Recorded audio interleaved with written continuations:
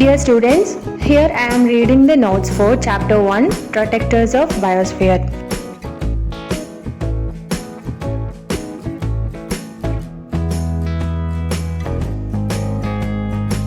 Chapter 1 Protectors of Biosphere. Global warming. It is a dangerous phenomenon which leads to the rise in Earth's temperature. Reason for global warming. The main reason for global warming is increase in the level of carbon dioxide.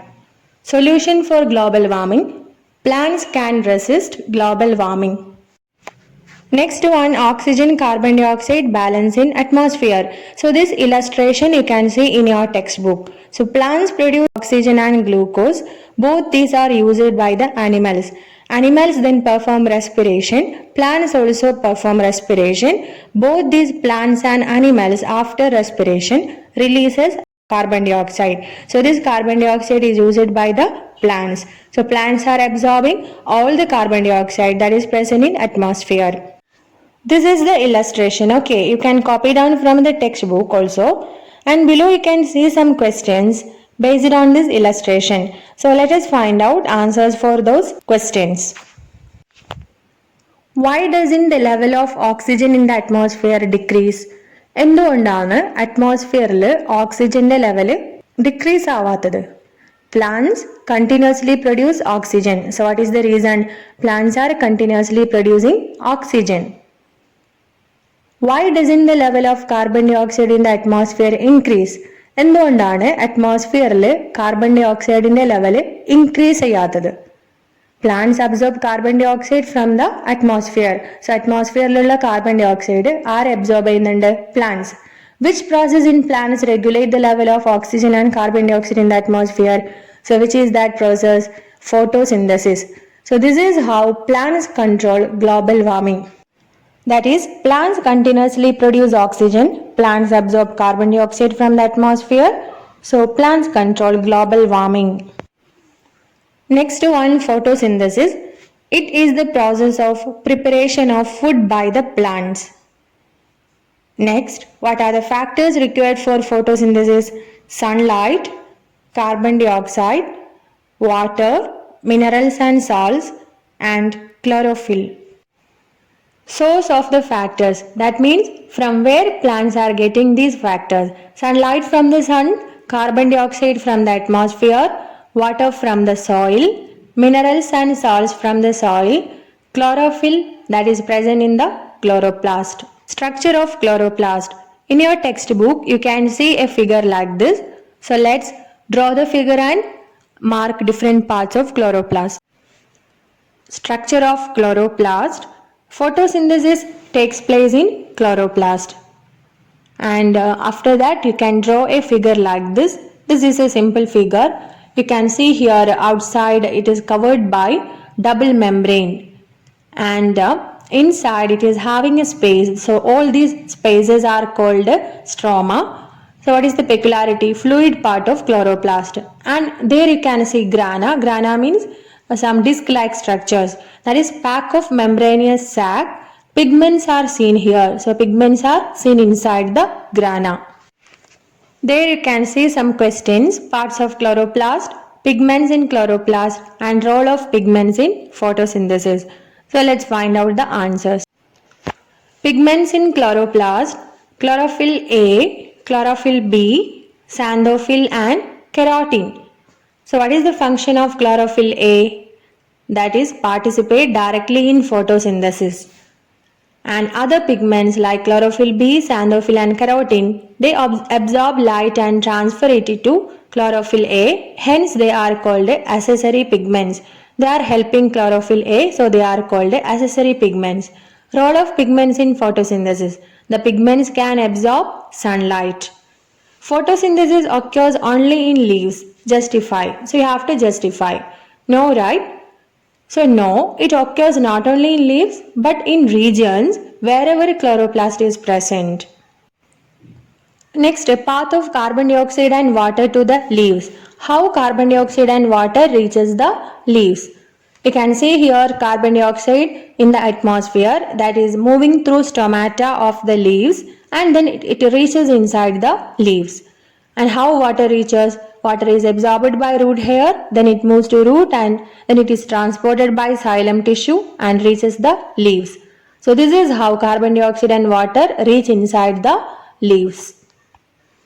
Next, why is the upper part of the leaf greener than lower part? What may be the reason? So chlorophyll give green color to the leaves. The upper part has more chlorophyll than the lower part. In your textbook, you can see the illustration here, okay? Next, the chemistry of photosynthesis. So you can prepare notes like this. So it will be easy to study all the things together, okay? So chloroplast has two parts, which are the grana and stroma. In grana, light phase occurs, and in stroma, dark phase occurs. So what are the reactions in light phase? Light is used here, and water breaks and form oxygen and hydrogen. Oxygen is released.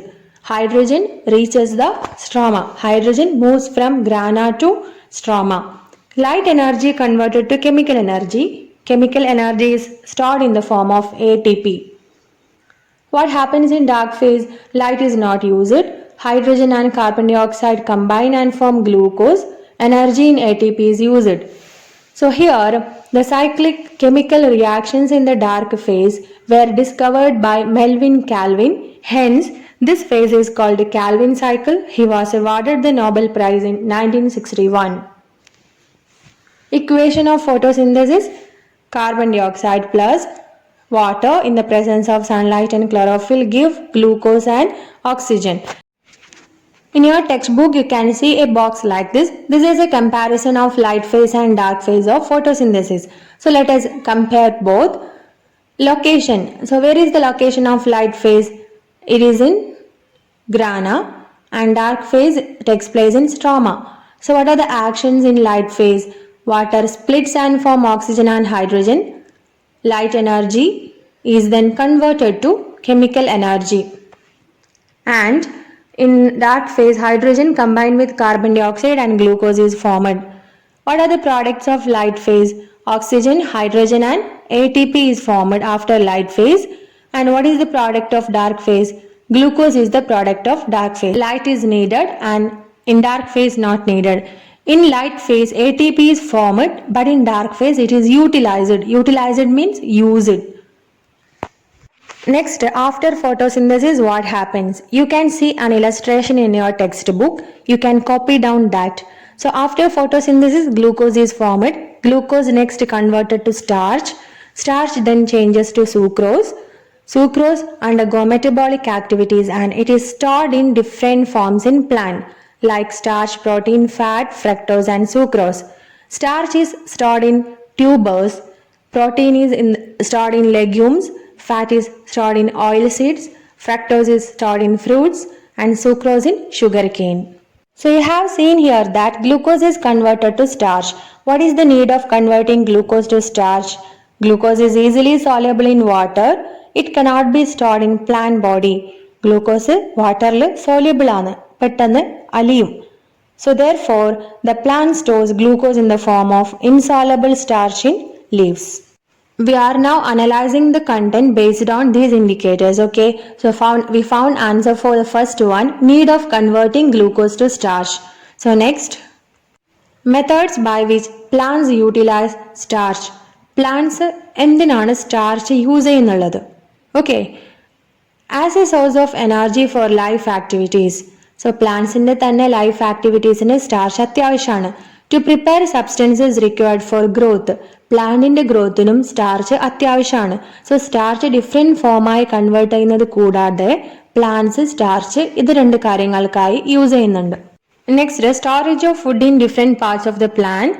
As starch in tuber, as protein in legumes, as fat in oil seeds, as fructose in fruits, as sucrose in sugarcane. This is how various types of nutrients required for animals are obtained. Name the tissue that transport sucrose to various plant parts. So which is that tissue? Phloem tissue. Do plants prepare only food and oxygen? No. Most plant parts have economic importance. Many products are made from them. Example, coffee, rubber, pepper, fruits, medicines, etc. The processing and marketing of these resources provide job opportunities. So, plants are not only providing food and oxygen, it is having many other uses. You can see two indicators here. So, let us analyze both indicators. Chief producers in the ocean ecosystem. So, which are the chief producers in the ocean ecosystem? Algae and phytoplanktons. And what is the importance of photosynthesis in ocean? About 70 to 80% of the oxygen in the atmosphere is contributed by algae and phytoplanktons present in the sea. What happens if ocean is polluted? If ocean is polluted, algae and the phytoplanktons cannot exist. So oxygen is not produced. This will affect the organisms in land also because 70 to 80% of oxygen in the atmosphere is produced by algae and phytoplanktons in the sea. So if our ocean is polluted, it will affect the organisms in land also because oxygen is not available. Reason for ocean pollution. Many reasons are there. Some reasons I am explaining here. Sewage. Sewage means wastewater, industrial chemicals, chemicals from industries, plastics, and oil spills. Measures to avoid ocean pollution. Avoid releasing sewage to ocean. Stop throwing plastic industrial wastes. Participate in beach or river cleanup. And give awareness to people. Plants Earth's wealth. What are the uses of plants? Plants help in purification of air. Plants absorb carbon dioxide and release oxygen. Plants have a role in mitigation of natural disasters. Mangrove forest help in controlling tsunami. Bamboo forest, reed, vetiver, lemongrass, etc. protect the river banks from collapsing during flood. Trees and bushes in mountains and hills prevent soil erosion and landslide.